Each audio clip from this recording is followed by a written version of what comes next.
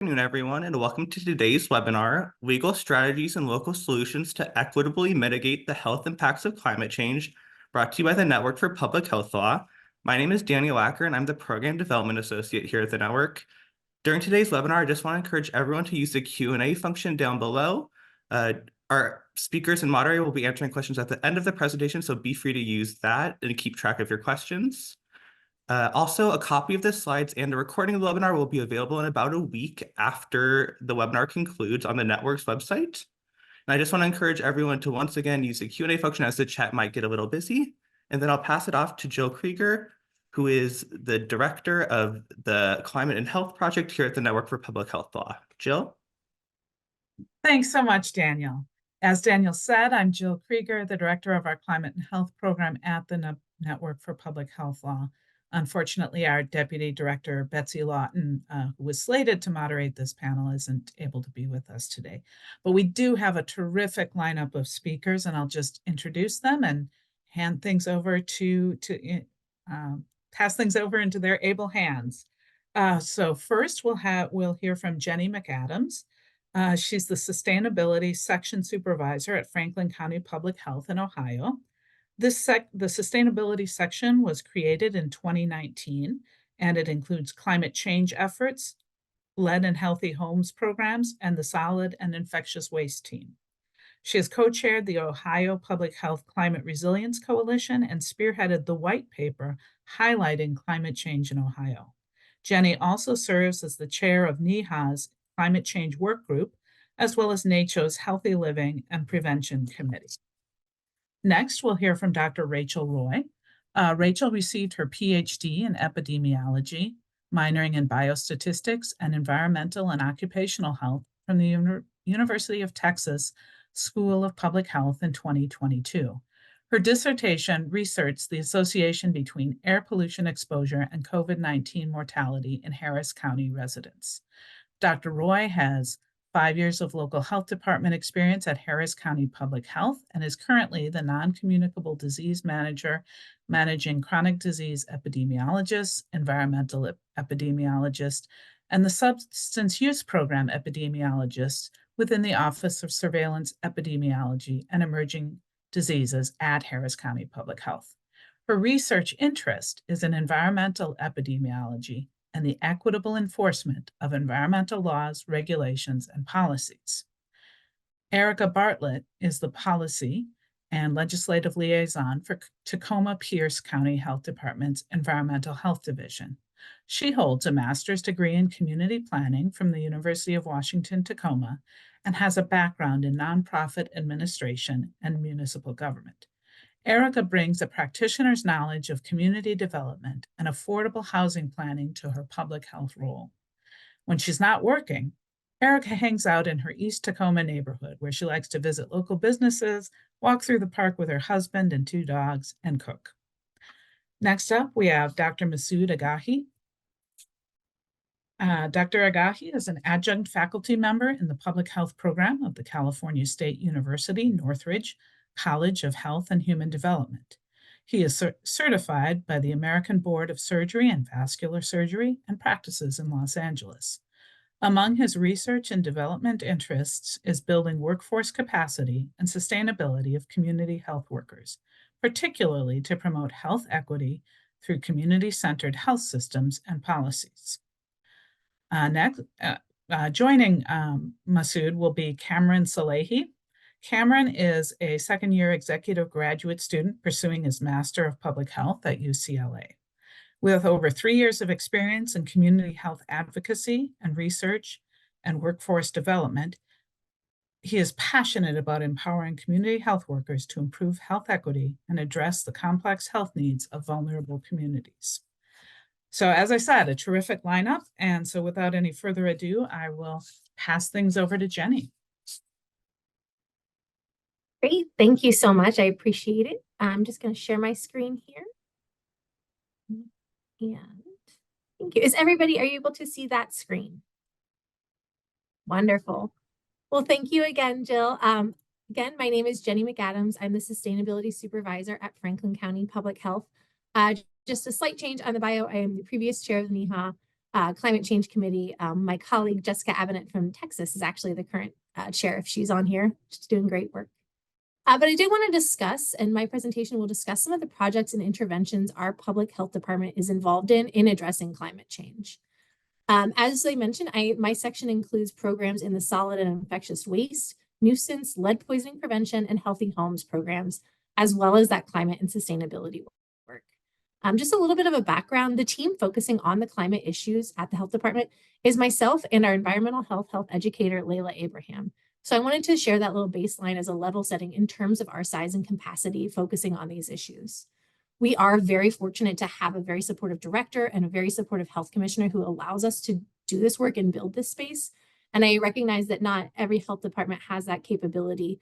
So I just wanted to talk a little bit about how we can be inclusive in some of our other work and how we can bring climate change into that. So background of Franklin County Public Health, we are located in Columbus, Ohio. And in this presentation, I'm going to discuss some of the climate issues and interventions as the county as a whole. But I did want to note where there are projects specific to our jurisdiction versus the larger jurisdiction. As you can see here in this map, Franklin County Public Health, our jurisdiction is actually Franklin County excluding the city of Columbus, which means that we serve 14 cities, 10 villages, and 17 townships. So essentially on your screen, that map, everything that is gray or orange is Franklin County Public Health jurisdiction. And then the green is Columbus Public Health jurisdiction. So as we're talking about some of these interventions and when we kind of discuss policies, it's worth noting that there are a lot of different folks and different jurisdictions that we have to work with.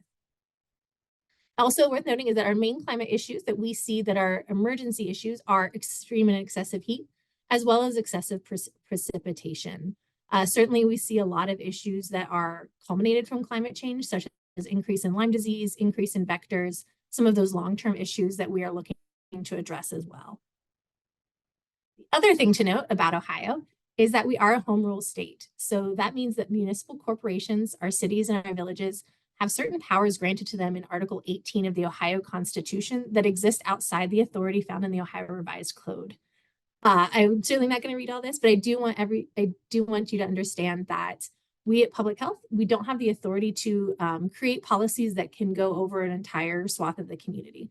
A lot of what we do and a lot of what we work with are home rule jurisdictions. So knowing that each individual city, township, village has their own dynamics, their own residents, their own issues, that's been really helpful and really great for us to be able to create those direct interventions or direct policy or best practices.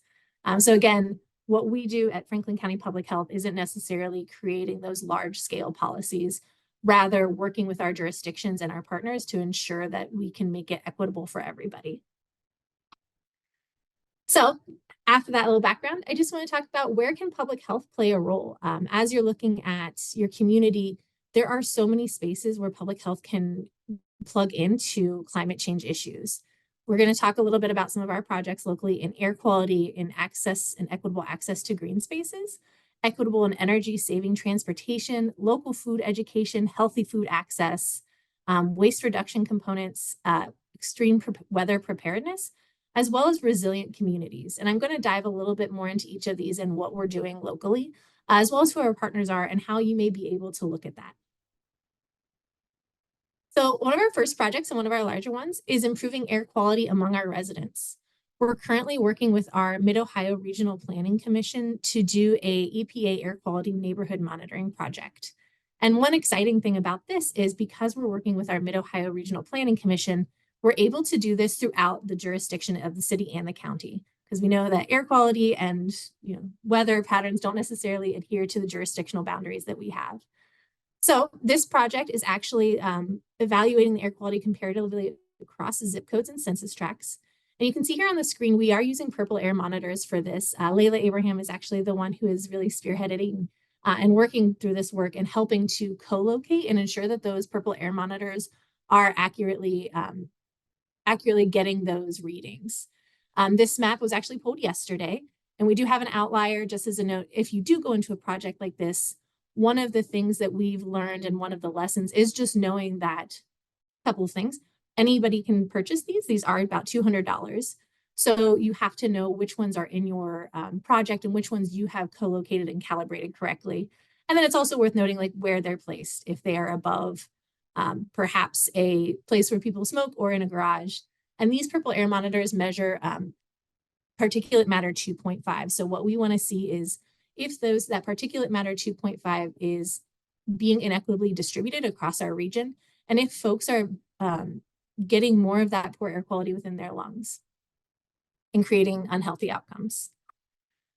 One of the other projects we really work on is increased equitable access to green spaces. And an exciting project we just wrapped up was in partnership with the City of Columbus and the City of Columbus Parks and Rec, where we were able to do an entire county-wide study of the tree canopy. So you'll see here that this is the map of the existing tree canopy for our study area. And then it was broken down to the jurisdictions in those existing tree canopies. And this is just a snippet of the report, but one of the great things about this partnership is it also looked into some of the drivers or some of the vulnerabilities that people may see. So we were able to compare tree canopy with asthma rates as well as sociodemographics and income. So what we're hoping to do with this is really be specific and intentional in our reaching out with our jurisdictions and assist in any of those interventions about either increasing tree plantings or working to create local policies and support those local policies in that work. Another of the large items that we're focused on is heat and resiliency. We partnered as well with the City of Columbus to do an urban heat island mapping study back in 2022 already. And you can see here that there are a lot of differences in temperature. And the day that we did this was through a project with Kappa and NOAA. And it actually was a very nice day. Typically in August, we see them a little hotter, but it ended up being a pretty mild day, but you can still see the discrepancies within the jurisdictional boundaries. We were not able on this project to do completely all of the county. It did include mostly Columbus and then some of our jurisdictions. But one of the things we're really looking forward to and we're hoping to do is increase some of that measurement with some additional temperature components so that we can really see throughout the day and throughout the year where those increases in heat are comparing across the jurisdictions. And with that, we'll be able to overlay that data with our tree canopy data and our vulnerability data. Something else to note with public health that we learned that we saw in 2022 was we did have an extreme heat event. It was about 2 or 3 days long and temperatures did hit about 110. And then concurrently, there was emergency forced outages to ensure that the electric grid was able to maintain and be complete and able to continue to work functionally.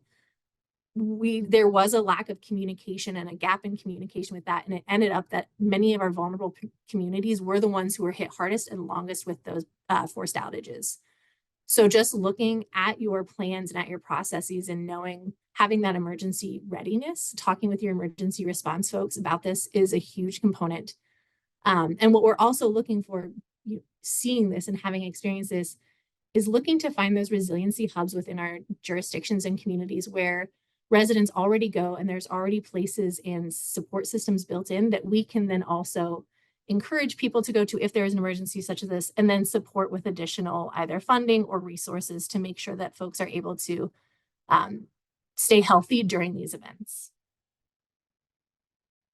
Some of the other items we do include waste reduction, composting, and recycling. Excuse me.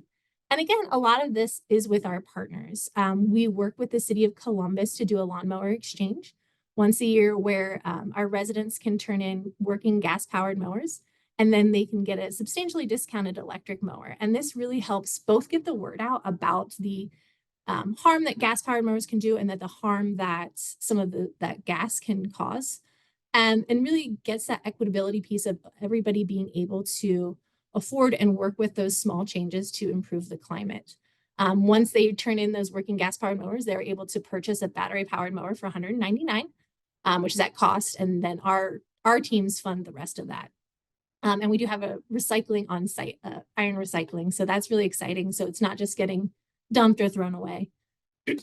Our food safety teams also work collaboratively with our restaurants to discuss some of the food recovery hierarchy and really ensure that restaurants have that capability and understanding and awareness to be able to donate food if it's appropriate at the time.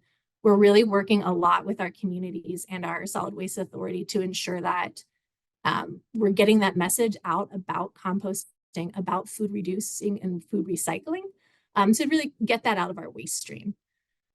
So we've partnered with a lot of our food teams, again, as I mentioned, to do those. And we're really excited about it. We've connected a lot of folks with food rescue. We have some organizations that we work with pretty regularly throughout the weeks. And I just wanted to share a few final thoughts and lessons learned throughout our work. I really want to highlight partnerships. As you can see, every time I think I brought something up, we did work with a partner. We worked with a partner who's possibly already in this space, and there's no harm in reaching out and connecting to folks who are already working on this. It's such a huge issue and such a issue that ties together everything that as you start to look, you'll find that there are many people throughout your community who are working on bits and pieces of this. And in public health, it's so hugely important to make sure that they know we're there and we're there to support these issues and ask to be included, because there are ways that we as public health can really leverage our expertise and leverage what we have to help these issues expand. And again, I think the other thing in terms of partnerships is work across those jurisdictional boundaries, work to address issues that are specific to a location, and really make sure that you're framing things the appropriate way. So what works, as I mentioned, we have 42 different jurisdictions. What works in one definitely doesn't work in another, and then sometimes can be changed a little bit for another. So always be willing to shift, but take the base of what you have and really look to see those interventions that may help. And know that not always, having that authority to do things doesn't mean you can't do things. And then the other component is just making sure that roll what you're doing already into some of this work, because as public health, we touch so many aspects of our residents' lives, and there's so much aspects that climate change touches. So just taking a look around and realizing how many components there are that can tie in is huge. And the last thing I'll say before I turn it over to my colleague is just there are quite a few grants and funding streams out there. Currently, our team is funded through multiple grants, as well as tipping fees for our solid waste. So with the current availability of these funds, I think is just hugely important to start looking at those and making sure where they are. And with that, I'm going to turn it over to my colleague, Rachel, and I'm happy to answer any further questions at the end.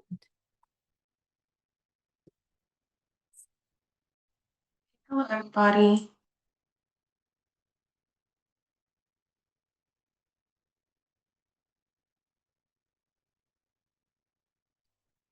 You all see my slides okay? Okay. My name is Rachel Roy, and I'll be presenting on the intersection of climate change and policy in Harris County, Texas, as part of this larger nationwide overview and case studies from local health departments. And I'm here from Harris County Public Health.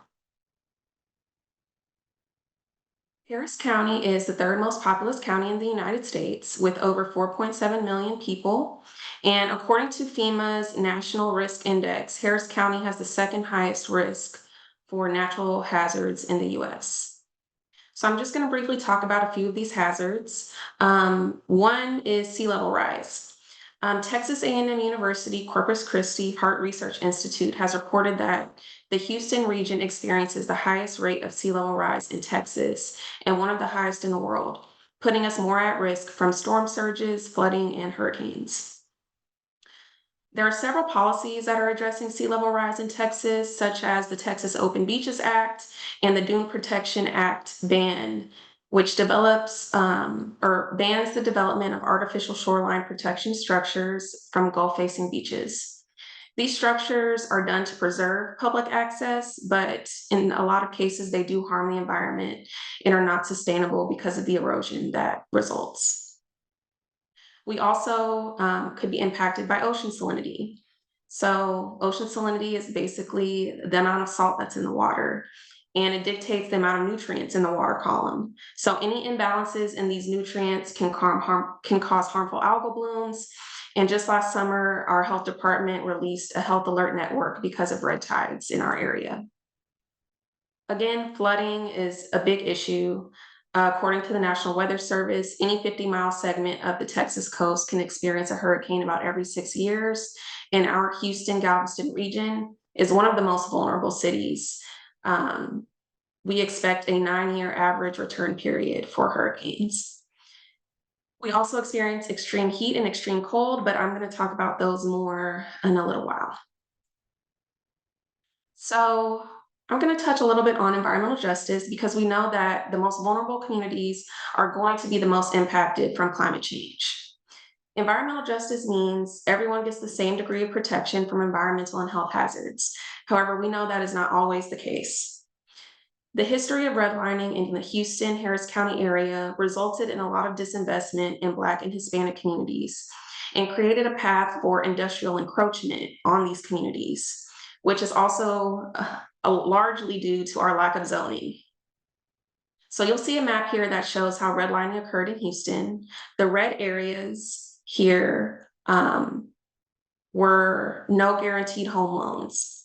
So today, the Northeast area is one of the most vulnerable populations with some of the lowest life expectancies in the region. It's also burdened by pollution from industrial facilities, rail yard contamination, Superfund sites, brownfields, and more. So I'll show a map about life expectancy on the next slide. This low life expectancy is likely related to this disinvestment.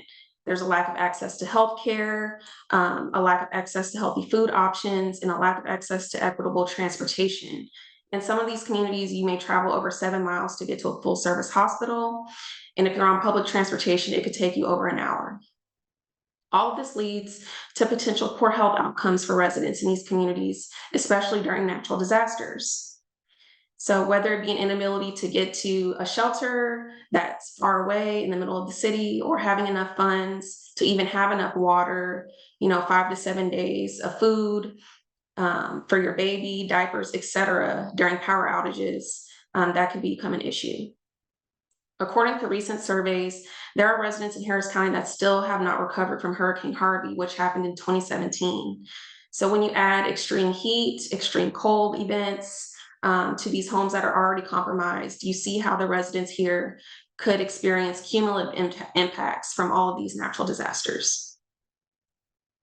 So here are two maps. The one on the left is the Climate Vulnerability Index. This is a new index that came out, was produced by the Environmental Defense Fund. Here you'll see that the darkest red color has the highest vulnerability index, and this is an index that's compared to the nation. And the map on the right is life expectancy. The lightest color has the lowest life expectancy, and the darkest color has the highest life expectancy. So as I mentioned before, this northeast region of, if you can see my arrow, of the county has some of the lowest life expectancy in our county, and some census tracts here as well. So a little bit more into detail about environmental justice and climate change. As I mentioned before, because of the lack of zoning, there is industrial encroachment on communities where you have Superfund sites, chemical plants, concrete batch plants, you name it, in your backyard, figuratively and sometimes literally. For example, during Hurricane Harvey, the San Jacinto River Waste Pit Superfund site on the east side of Harris County had damage because of the storm surge and the wind. So the cap on this Superfund site cracked and dioxin leach site, and it could have exposed people in nearby communities in the floodwaters. There's also a community in Houston called Pleasantville, where the port places dredge material, and this is called Project 11. The port started dredging with Project 1 in 1910, and we are now on the 11th. So this dredge material placed in this community, you can imagine, could have been exposed to petrochemical contamination, and this is a real concern in these communities. During the floods in the 1950s and 70s, this dredge site flooded, and dredge material was in everyone's yard, in the streets, and this again happened during Hurricane Harvey. So with regards to, and here's some pictures, with regards to the legal aspect of this, the port only tests the material before it is placed at the site, and they are not required by TCEQ or the EPA to perform any subsequent testing of the material. This means that there are no rigorous protections that are legally binding in place to prevent exposure during natural disasters. Communities that live closest to them could be more at risk.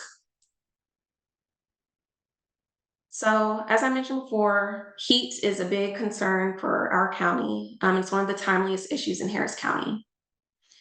Harris County faces extreme heat, and we had one of the hottest summers on record and unprecedented numbers of heat-related injuries in our syndromic surveillance data last year.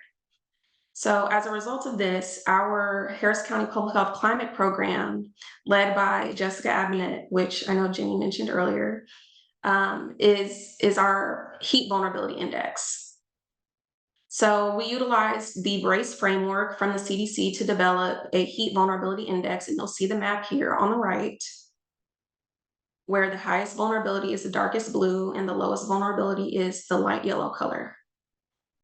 This vulnerability index included obviously heat and incorporated health, and we used this to discuss a proposal for cooling centers. So in more detail, we took into consideration heat vulnerability, which is this map on the top left, exposure, the map on the top right, sensitivity on the bottom left, and adaptive capacity on the bottom right. There were 16 indicators used, and there's a list here on the left, including variables such as outdoor workers, populations of color, poverty, etc.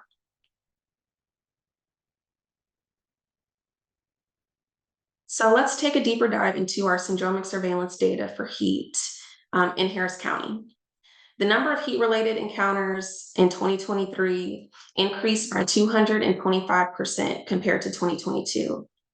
Between May 1st, 2023 and August 22nd, 2023, there were 2,673 total heat illnesses seen in our syndromic surveillance data. The peak number of illnesses occurred on the 28th of June, and there were 56 illnesses in a single day. 76% of these illnesses are in males, which may indicate occupational exposure, and most were in people of color. Hispanics made up 37% of the overall, and Blacks made up 32%. So talking a little bit more about policies and legal, I want to briefly talk about House Bill 2127, which took effect on September 1st of last year. Recently, the Texas Regulatory Consistency Act, which is House Bill 2127, expansively preempts many local regulations that impact businesses and employees, and it became law. It may put public health at risk by limiting local control over concrete batch plant permitting and heat illness mitigation, such as water breaks for outdoor workers.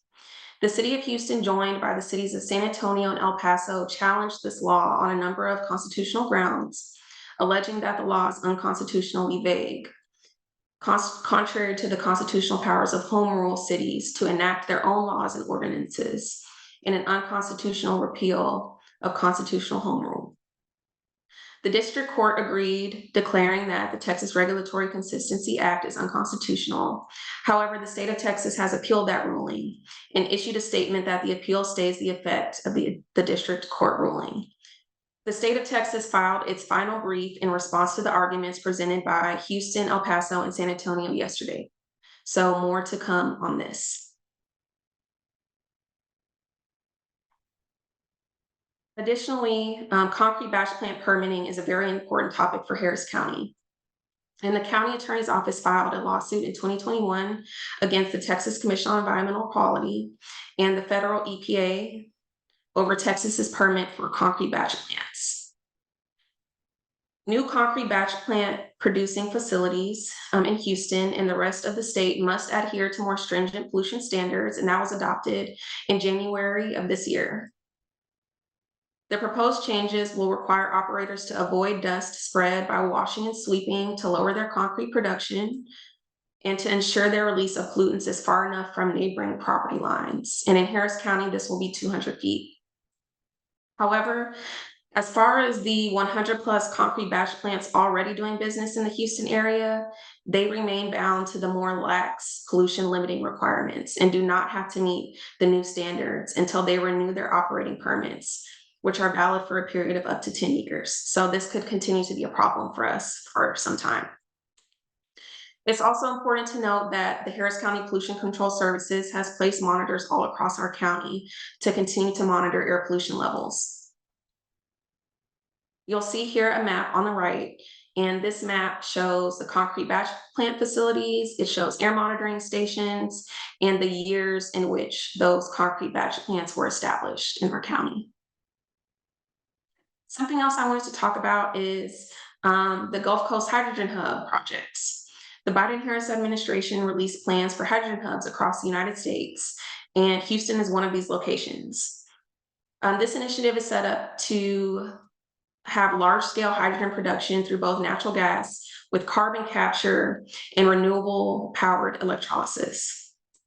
Although this is an innovative effort to combat climate change, it does have implications on communities that reside near these CO2 pipelines. For example, in 2020 in Satartia, Mississippi, one of these carbon dioxide pipelines ruptured, hospitalizing residents in this community and required evacuation. The carbon dioxide that was released displaced oxygen in the air, and so people were suffocating, cars stopped. It was a really big natural disaster. Well, a natural disaster. Lastly, the EPA National Ambient Air Quality Standards, they have reduced the annual average for PM 2.5, which is particulate matter of size 2.5 microns, from 12 to 9 micrograms per meter cube. So this is a win, and it is expected that Harris County will be in non-attainment now that this PM 2.5 standard has lowered. So lastly, I will just talk about Harris County Public Health's response, particularly to climate change and heat. So right now, we're doing a lot of education and outreach. On our right is a flyer for heat that we released.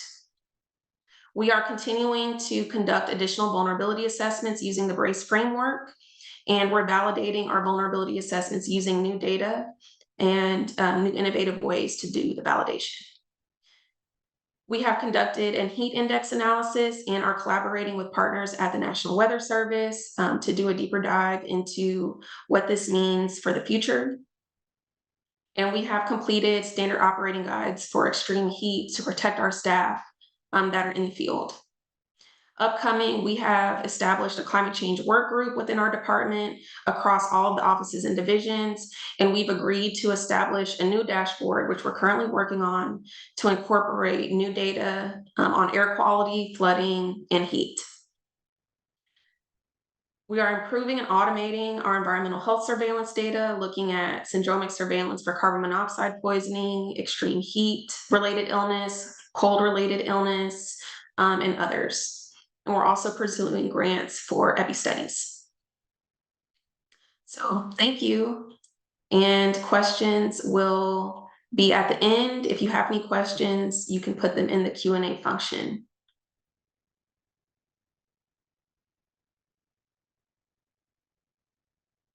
I'll pass it to Erica. Thanks, Rachel.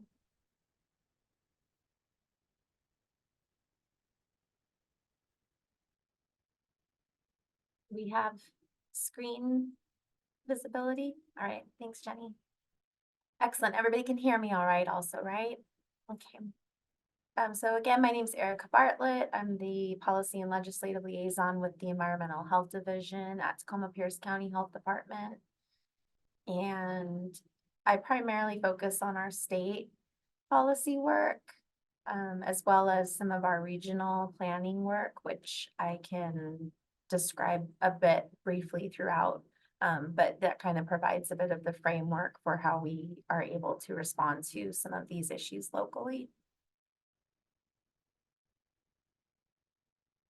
So one thing to note is that the US spends more than any other country on healthcare, and yet we're still one of the sickest countries in the world.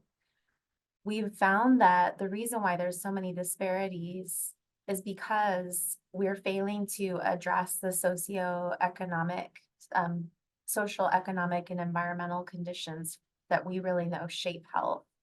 So often the neighborhood that you grow up in, the food you eat, the school you go to, the language you speak, and really like pretty minor differences in income can separate people from opportunities to get healthy.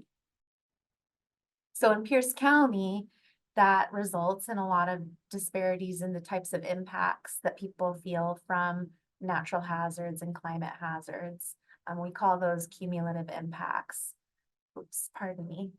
Let's get back here. Pardon me. So we see a sort of a path dependency where past issues that some of my colleagues have mentioned of redlining infrastructure, redlining investment in neighborhoods has now resulted in certain health vulnerabilities and social vulnerabilities that make people more vulnerable when climate hazards, natural hazards, and emergencies start to play out. So today I'm going to talk a little bit about those inequities and then a program that we have called the Communities of Focus. That's really a strategy to address where some of those disparities are in terms of place, but then also through key like customer service and relationship building and coalition building in the community so that folks can start to take better control over what is happening in their neighborhoods. I'll also talk a bit about the frameworks we have in place at the state level that allow us to advance environmental justice. So you'll see here a map of Pierce County, and this is a snip from our Washington Health Tracking Network or the Environmental Health Disparities Map. And what they've done is they've taken different vulnerability factors, so like your income, health, language, and then overlap that with different environmental health exposures. So like, is your neighborhood sited near like any sort of like toxic facility, or do you have high levels of ozone exposure in your neighborhood, high levels of diesel emissions, and then the different those methodologies are overlapped to show how vulnerable are you going to be to different like climate and emergency events. And I'll give credit to Front and Centered as a nonprofit here in Washington who produced this graphic explaining that methodology.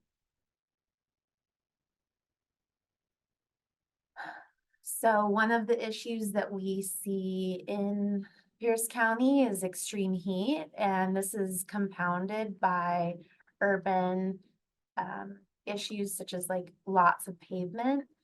These neighborhoods, like my neighborhood is right over here is one of these dark red shades. It's kind of outlined, and then those are areas where we see there's a lot less tree canopy and the pavement, it'll absorb all the heat. And then even at night where some neighborhoods, it might cool off, like our neighborhood, it actually gets a little bit hotter at night from that release in the heat. And then over amount of days when there's no break for people's bodies from that heat, because when we start to see the emergency room visits increase. So it really can just be a few degrees difference in heat, like, maybe like 2 to 3 degrees difference in heat, like in terms of the temperature.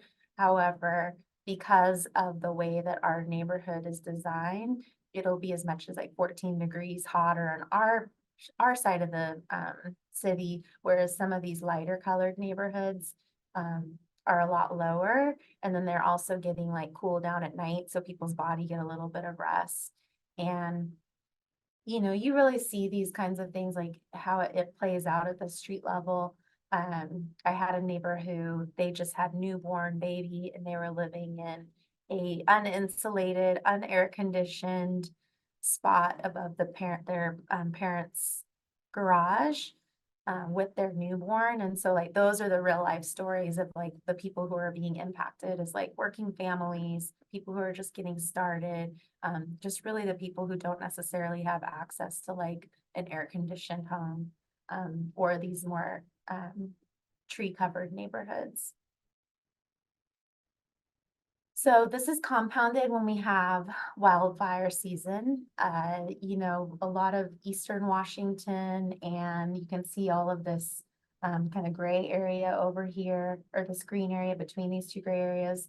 These are all wildfire risk areas that are impacted when we have high heat because everything's so dry. And so then if there's a lot of wildfires, we get smoke rolling in, and then people can't open up their windows even. So like they're stuck inside during the hottest months of the year with no air ventilation and no ability to open their windows and cool off. So it's really a double force. And you know, I remember this, like I was living in an apartment back with my husband down along the Columbia River, which is like down here where Portland is. And we didn't have air conditioning, and it was when there's a big gorge fire. A kid had lit off some firecrackers and it set like the whole gorge on fire. And so then during these hot months, we were just like stuck inside of our boiling apartment, and we would walk down to Fred Meyer's and sit in there to cool off because it was unbearable, really. Another natural hazard that we see are the harmful algal blooms with heat rising, salinity, you know, places where people might go to cool off. We have a local lake called Spanaway Lake that when they added it up, it was like 8 years out of the last, I don't know, remember how many exactly, but it was like a total lot of time that the lake had been closed because of toxic algal blooms. And what this means is that not only are the people who are living on the lake unable to enjoy it, but all of the people who are from around the county who might go and cool off during the summer, they also can't enjoy it. There's no fishing allowed. You know, pets can get really sick. So that's another health issue that we see resulting from climate change. So what we are working on to address some of these spatial disparities is our communities of focus. And what we did was we collected data in certain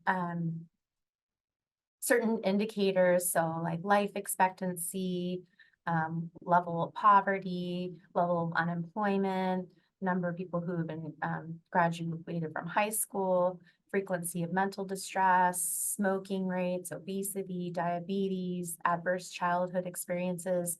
We took all these indicators and we identified these zip codes in the county where we know that people face lower health outcomes due to those indicators. And what we do is we have a team that goes in and they're like hosting regular meetings, they're providing trainings. Most recently, we did a training to teach people how to apply for grants. And we just really try to like focus like resources to these communities that we know have less opportunities to improve their health. So again, that's improved customer service. We also do increased investment. So we'll get funding and we'll try to channel that directly to the community. Most recently, we got money into one of our island communities so that they could build some interurban trails. We do some participatory policy making with the city of Tacoma here in the East Side neighborhood. And that allowed people to decide how they wanted to see money spent in their neighborhood. And so another health factor that this is really working on is civic engagement and civic participation. We've got a couple of great research pieces that if anybody would like me to follow up with you and send those to you that make direct connections between civic engagement and health outcomes. And then the other piece is forming new partnerships and strengthening partnerships. As Jenny had mentioned, that's a really important piece for health authorities because we don't necessarily have a lot of authority over everything. We're always working systems and we're always working different cross-sectoral strategies to improve people's health. At the basis of all of this, though, really is the sharing power piece. And I think that's where the civic engagement part is really important.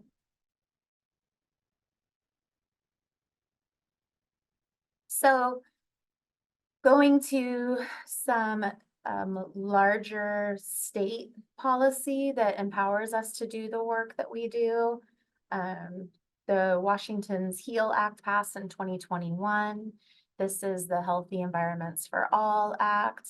This legislation mirrors the federal Justice 480 initiative in that it takes money from the Climate Commitment Act, which I'll get to, and specifies like certain investments in participatory policymaking, participatory budgeting, really like environmental justice grants that are across all sorts of sectors. So whether we're talking about like just transition and jobs and training, manufacturing processes, to solid waste and food reduction strategies, and neighborhood emissions reduction strategies, electrification of transportation, all of these different things, but really under that framework of that, we have an environmental justice council that's a statewide representation that is represented by tribal leaders from across the state, and then at-large members who represent different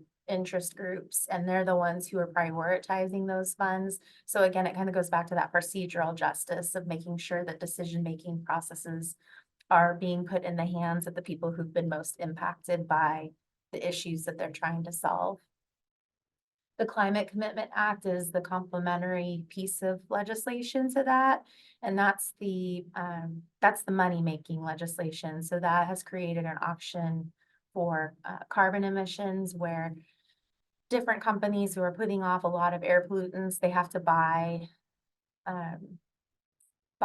credits in order to continue operating. And there's some arguments about that, about whether it continues to just support an ongoing system, but ultimately it creates funding for a bunch of other systems work and change that I've been talking about to happen.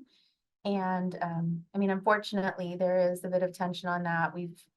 We've seen over this last session, the legislature was presented with an initiative to overturn it, and they refused to look at it at all. And so that initiative will go to ballot for voters in November. But in the meantime, the legislature has, included in the budget, like all of the pieces of the budget that will go away if the Climate Commitment Act goes away. So they're really highlighting what the loss will be. And, it supports a lot of important pieces that are maybe revolutionary, like having those participatory policymaking, doing some health equity zone work through the State Department of Health, where there's going to be a select communities that have increased health disparities, and then do some environmental justice assessment work within those communities and see what kinds of priorities those communities have for improving their own health. So with that, another result of it was that South Tacoma and East Tacoma were selected as communities for increased air pollution reduction.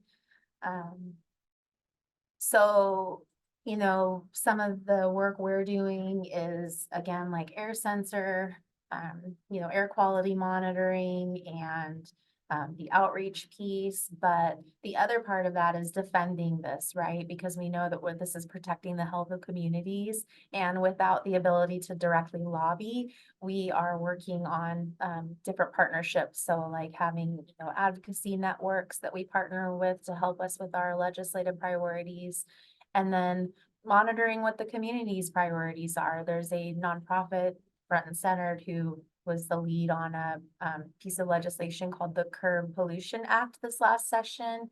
And that would add some protections and environmental justice pieces to our existing permitting processes, as well as increased community engagement processes. So lots at risk, lots at stake, but we are just looking for ways to, again, try to protect some of those important investments.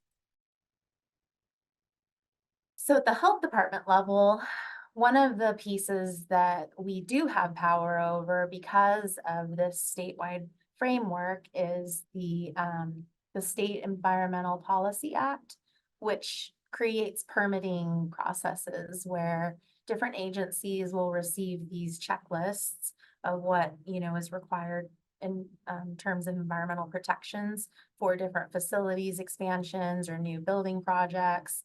or it could be sub-area plans, which is like a neighborhood plan, or just basically like these pretty specific legal processes that happen with any like sort of new development or new planning. And we will receive a checklist and then we'll go through, and what we're doing is we're piloting, pushing a little bit further. So adding in some additional recommendations and policy suggestions that don't necessarily exist in the current regulations around like tree canopy, and, you know, different, climate considerations. So that's one of the ways that we are trying to exercise power. We were directed by our Board of Health to do that work, in addition to exploring ways to update that particular policy at the state level. And so that's part of the reason why we were so excited when we saw Front and Center's work on the Curb Pollution Act, is because we had already received that direction from our board to pursue that work. Another thing that supports this is our foundational public health services funding. We received that in 2021 and 2022, and that allowed us to create statewide work groups that are focusing on lead exposure for children, some work in homelessness, which has resulted in a really new initiative called our Urban Water Equity Project, where we're looking at what are some different ways to provide sanitation to people experiencing homelessness, in order to protect our waters. And then schools and air quality, which is a bit more of our air sensor installation work. Our climate change coordinator has been doing a ton of fantastic systems work, partnering with our, you know, local tree canopy movement and working to get tree canopy written into local planning codes, as well as doing a lot of response to different hazards, like when we have extreme heat, extreme cold, and poor air quality due to smoke. So she's working on updating that response plan. And then our Safe and Healthy Communities is piloting a lot of our work around developing language to include in those SEPA checklists, and working to support smaller jurisdictions and what their needs are. So kind of like backing up from doing some of this bigger like capital P policy work, and really understanding like what are the issues that they're dealing with, and like how can we all work together to kind of get on the same page statewide to respond through this statewide framework.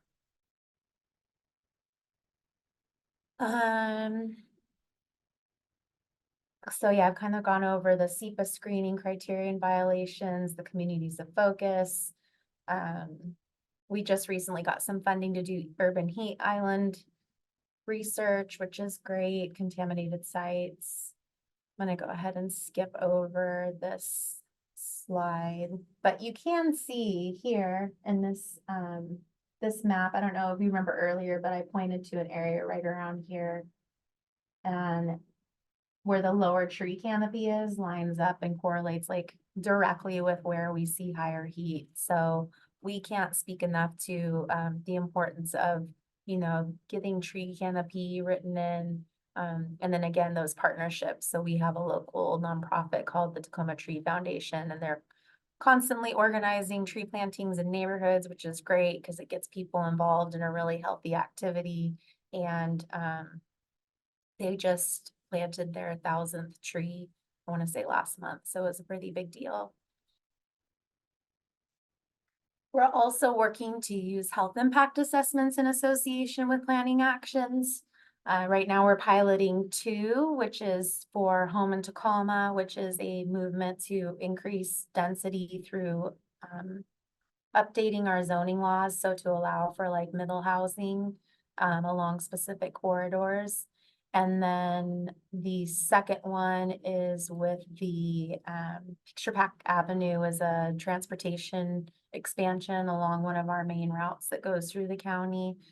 We're just getting started with 2 more that are really exciting. We've had a pretty contentious tide flat sub-area planning process in Tacoma that's been going on for years, and we'll have an opportunity to do a health impact assessment on that process, and then on a groundwater protection district that's in a traditionally zoned as like industrial area.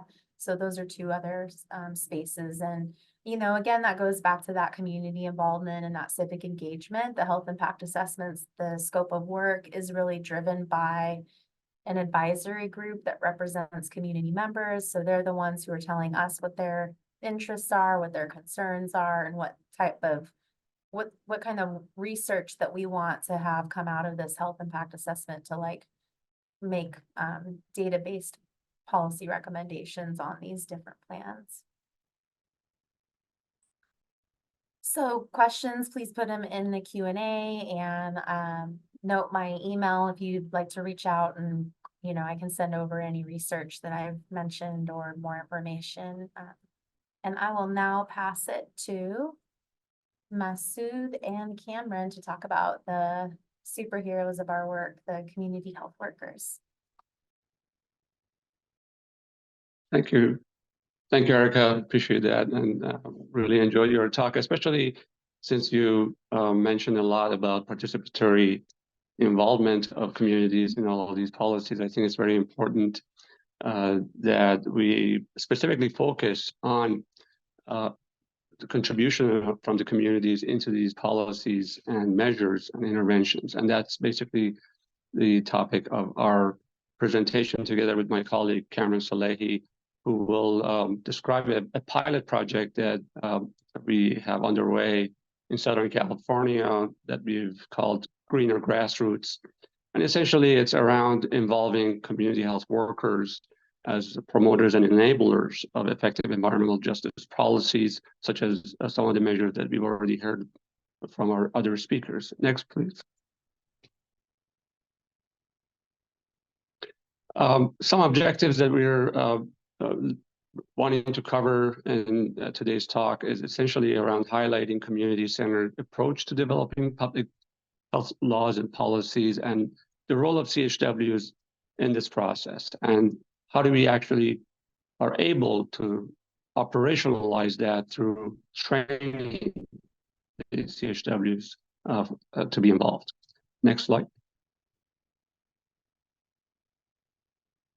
And I'll quickly mention a few activities that are going on that we've been working on, as well as some background work that others have already contributed to this effort of participatory involvement of communities. For example, the 5 essential public health law services by Burris and his group, as well as a climate resilience framework that guides our efforts, as I will describe. And again, we'll highlight the role of the health workers and the Greener Grassroots initiative, which kind of puts into practice some of these principles that I will be covering shortly. Next slide, please.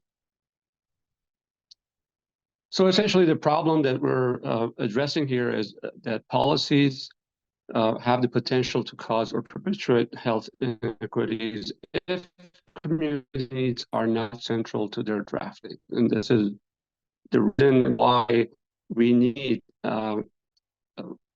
better participation from community members, especially those that are at increased risk and more vulnerable.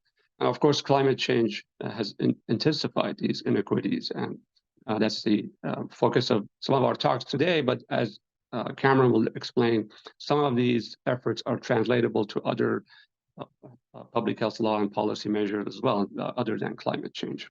Next. So for the past couple of years, at least, there's been a publication that's been available that was distributed by the federal government, Health and Human Services, around what's titled Equitable Long-Term Recovery and Resilience.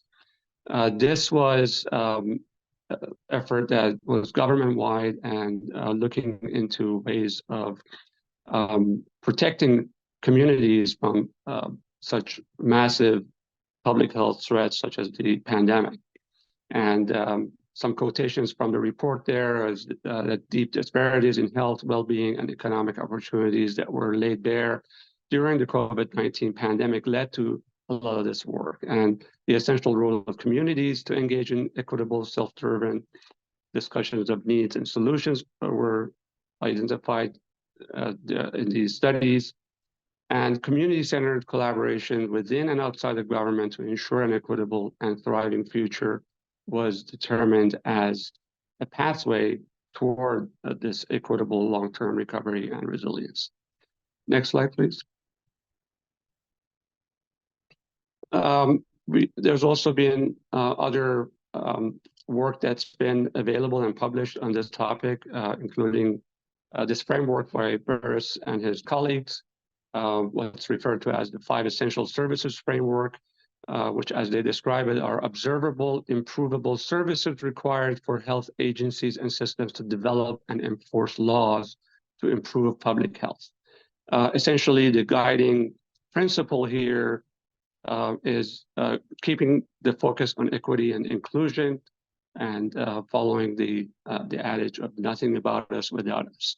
And essentially, these services are the process by which actual steps can be taken to engage the community and involve them in specific steps in the policymaking process. And this is all obviously toward better health faster. Next slide.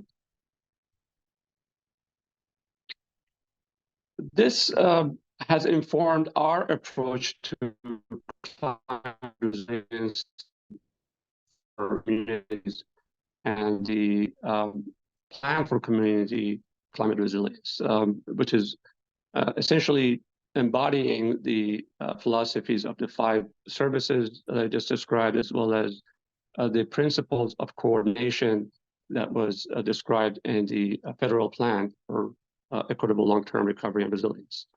We have this framework of 6 core elements that constitute the actual work to be done toward climate resilience in the community, as listed here, which includes a risk assessment of the community, asset mapping of what is already available to mitigate the risk and adaptations efforts, as well as proposing and implementing interventions and policies, and being able to coordinate that with other local and wider agencies and efforts for better impact, and the evaluation process that goes along with this to make sure that the objectives are actually being achieved, and if not, to make adjustments accordingly, and then disseminate and share these best practices. And next slide, I wanted to highlight that the community health workers are really able to contribute to every step of this process, from asset mapping to implementing and actually communicating any efforts of intervention and policies, as well as data collection to evaluate the process, and then in the actual dissemination of these best practices. So with that, I'm going to pass it over to my colleague Cameron, who would get a little bit deeper into the role of the community health workers in this process, and also give a quick overview of the Greener Grassroots Initiative. Go ahead, Cameron. Thank you. Thank you, Dr. Guy.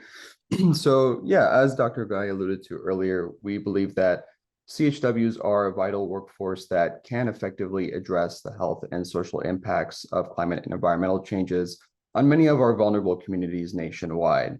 And here to the right, as you can see, we've included the widely accepted definition of who a CHW is and what they do, in accordance with the definition from the American Public Health Association.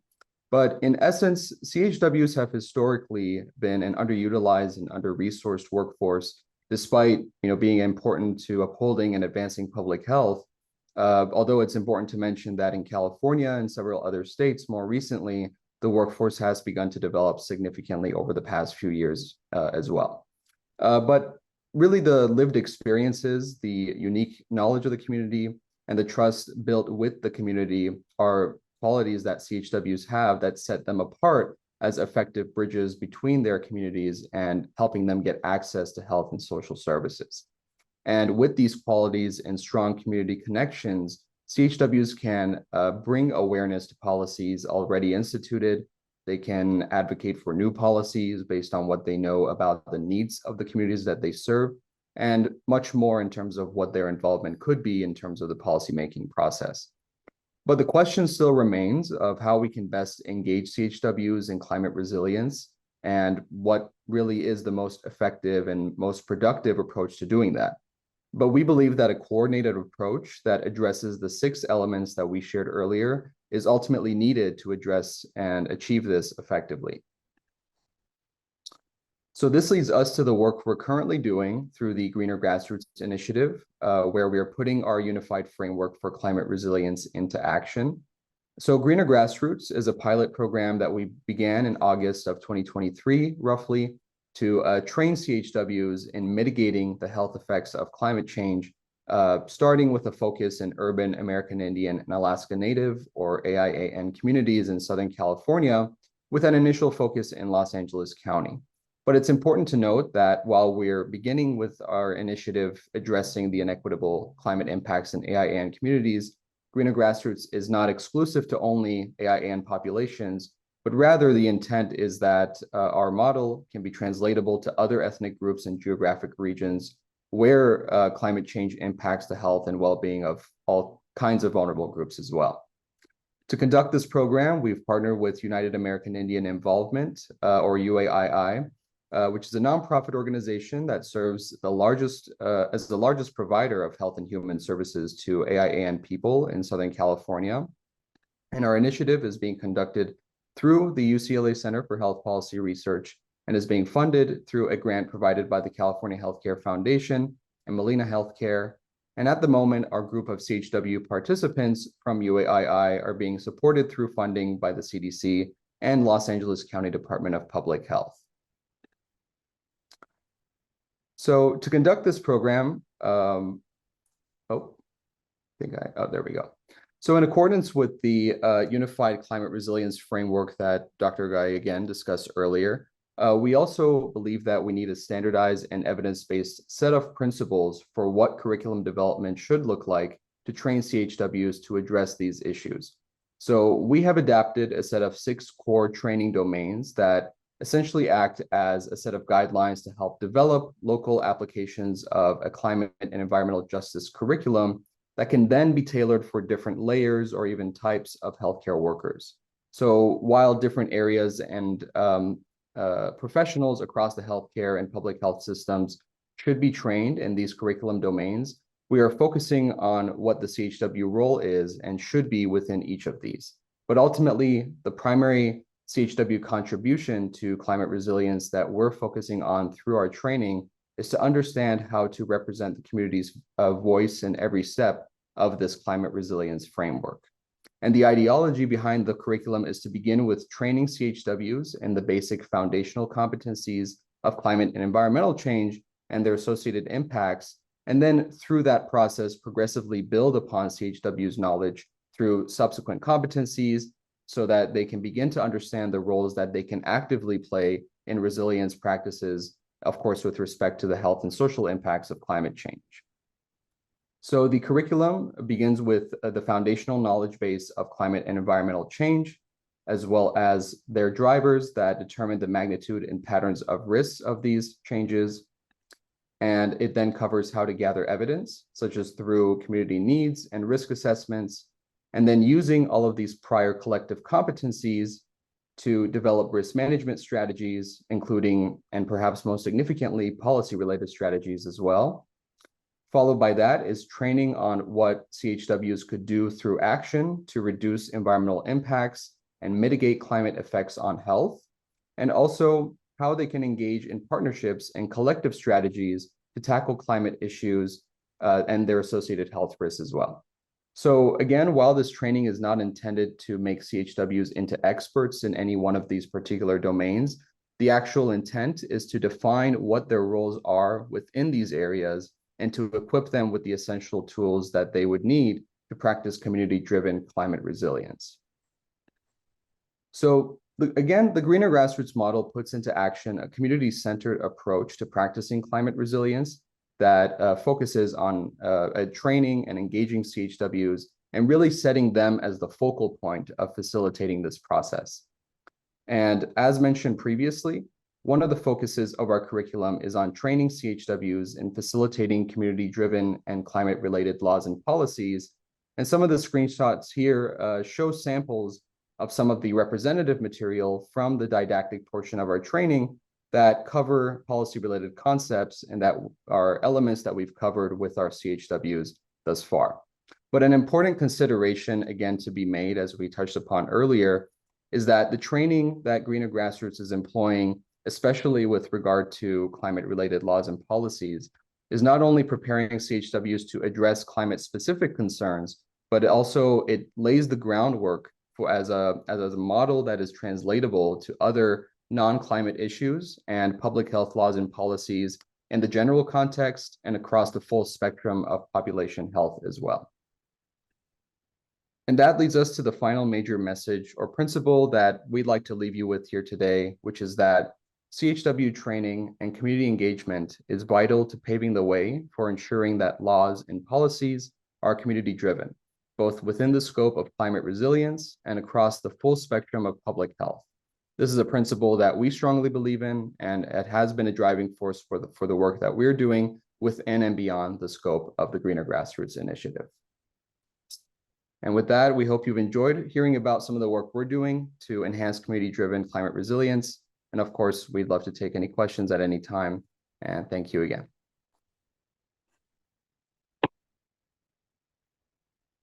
Thank you very much to our presenters, Jenny, Rachel, Erica, Masood, and Cameron. I hope you all have enjoyed these presentations. I certainly know I've seen these folks present before, but I learned something new every time. Also wanted to encourage folks, remind you, we've been receiving questions in the Q&A and the chat. The Q&A is our preferred kind of route for submitting questions, and some of our presenters are such rock stars that they've already answered some of those questions in the Q&A, but please keep those questions coming.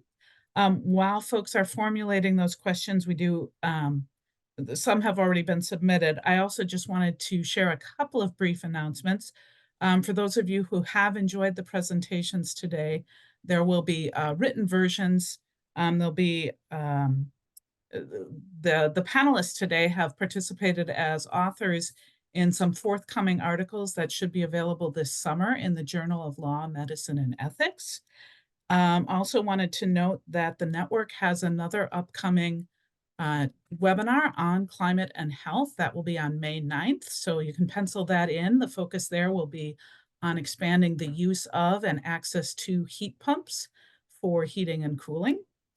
And we'll go ahead and turn to our first question. I will also note that we'll do our best to, our panelists will certainly do our best to answer as many of the questions that are submitted today as we can. In addition, the network, Betsy and I will work with the presenters to provide follow-up individually to the extent we're not able to respond to questions during the webinar. So please don't hesitate to submit a question, even if you think, oh, there won't be time. We will do our best to respond after the webinar as well, either individually or through the network website. Without further ado, our first question: what advice do you have for local health organizations operating in jurisdictions that don't have environmental protection and health equity policy? Let's see. I don't know who wants to, someone come off mute and you can take the first crack at it. Hey, Jill, I can take the first crack at it if that's okay. Sounds good, Jenny. I think a lot of what we've seen and what we've done, and some of the advice I would give, is to take it out of that context a little bit of the environmental protection and the climate change, and really just start to look at what initiatives you can go through that you don't have to say climate change, you don't have to say environmental protection, but looking at how you can help your communities bridge those gaps. And sorry, I'm realizing the light is hitting me in a very odd way.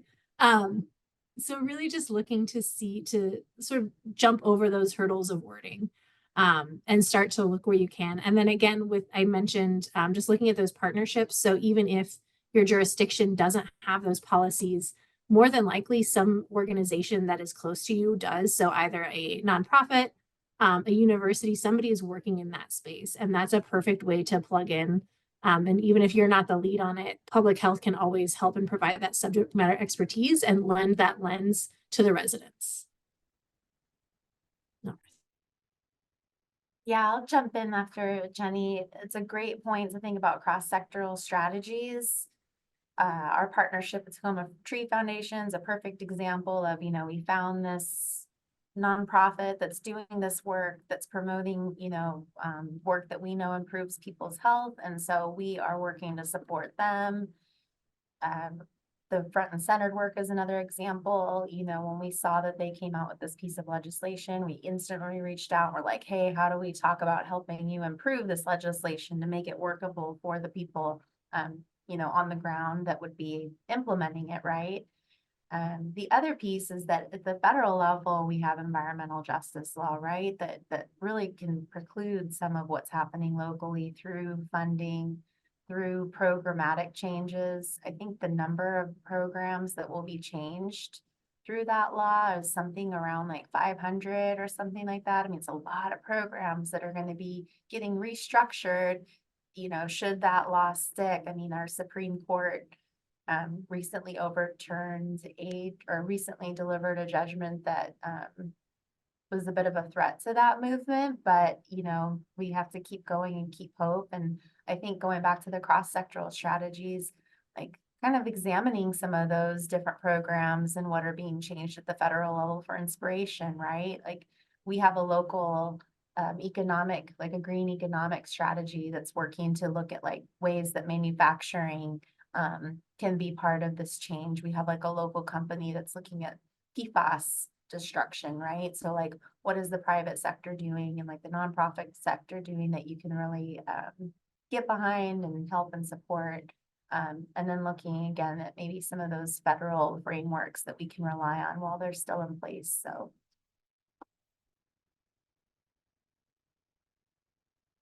Great. Thanks, Jenny and Erica. Couple of questions coming in for Masood and Cameron. First, a question about the current status of this as a pilot program, a question of, is the CHW training under the Greener Grassroots Project available online? And then another question asking, how can local health agencies engage CHWs to facilitate community-driven policy initiatives? I can start answering some of these questions. There were a couple of other ones in the chat that we're just looking at as well, actually. And I'll try and, while I have the mic, so to speak, to address as many as I can, specifically regarding the availability of the curriculum online. Yes, it will be available. We already have actually a full curriculum of CHW training in general. And this is a new module within the curriculum that specifically deals with policy issues related to climate change. But it's an evolving curriculum that's sort of getting branched into multiple areas of specialty and subspecialty. And that kind of actually leads into another question where there was whether this would satisfy any continuing education units for CHWs. And yes, that would also qualify, depending on the state, of course, what the definition of a continuing education units that qualify for certification are. In California, for example, we were still actually in the process of even defining the criteria for a licensure or certification for our CHWs. And we were very much involved in that. That's why the curriculum is developed according to sort of the real-time developments and the establishment of those criteria for certification, as well as what the actual curriculum content will be required to contain. So we're trying to stay ahead of all these developments, and they will be available online. In fact, we are on several popular platforms like Canvas and Google Classroom. And anybody in particular would like to have additional information about this, please feel free to contact us. I don't know if the contact information will be made available again to folks or not. The other question regarding engaging CHWs by the local health departments. And what we've done here in the Los Angeles County area, we have actually a very close relationship with the LA Departments of Health, which include the Department of Public Health, Healthcare Services, as well as mental health. And all of them have community health workers, and there is actually a concerted effort to have a consortium formed that enables the communication between this various community-based organizations, the health department, and the CHW, individual CHWs. So that's one way that, at least in this county, the progress is being made. But I think the best avenue to engage CHWs is actually through the community-based organizations.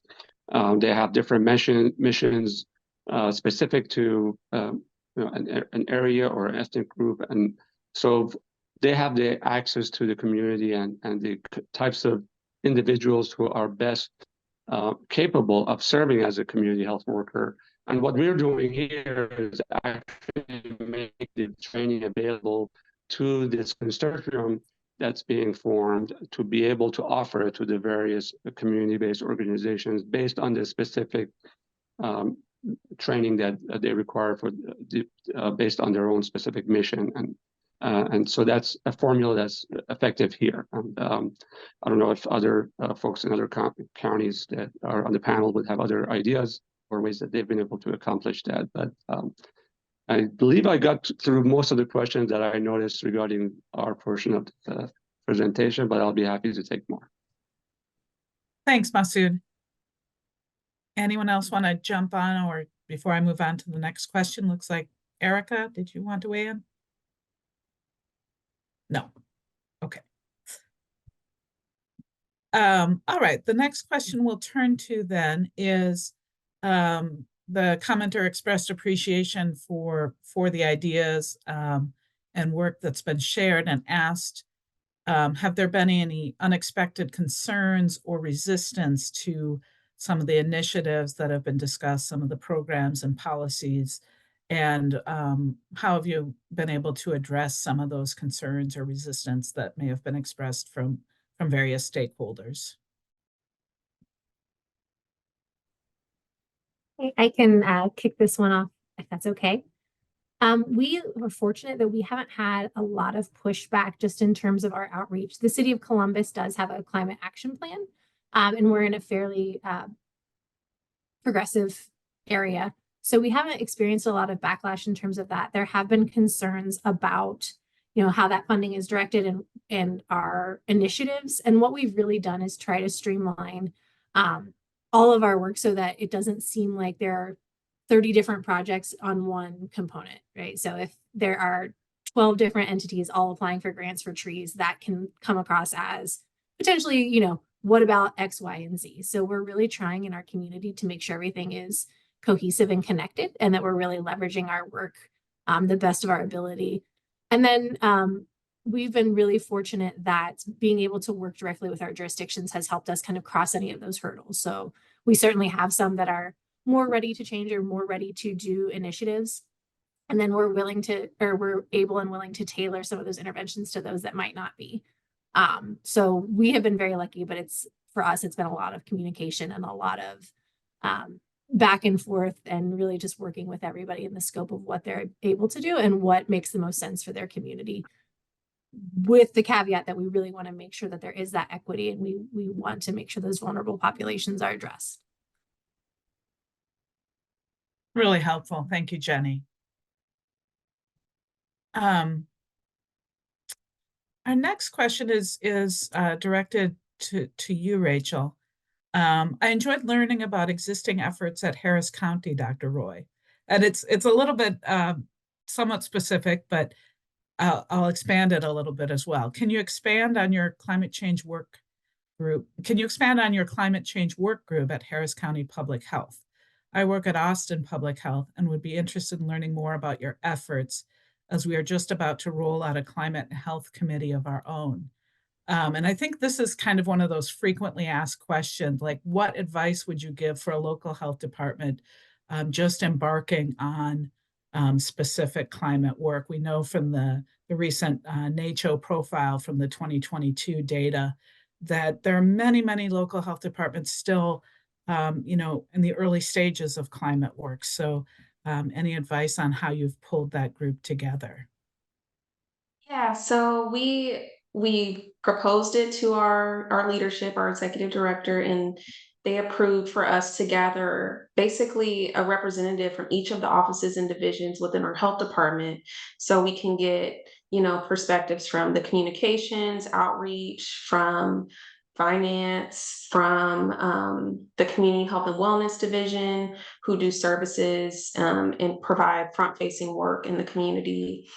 We have the environmental public health group, vector-borne diseases. So again, Harris County Public Health is the third largest county in the US. So we do have a lot of funding and we do have a lot of backup and resources. But if you don't have that, you still can collaborate within your department. And what we've done so far is utilize the BRACE framework from the CDC to conduct these vulnerability assessments using publicly available data. Now, moving forward, we actually plan to apply for a NASA grant and potentially get better, more granular data from NASA to validate and improve these vulnerability assessments to look at the communities that are most vulnerable. But it can be done with publicly available free data. And I think what's important is if you can get support from your leadership to embark on this endeavor. And I know Austin, I want to say there is a countywide potentially climate action plan. If there's not one, you don't need to have one. But if there is, maybe engaging with community partners, with the nonprofits that are interested in that work to better understand what are the needs of the community, where are they struggling, to be able to focus your.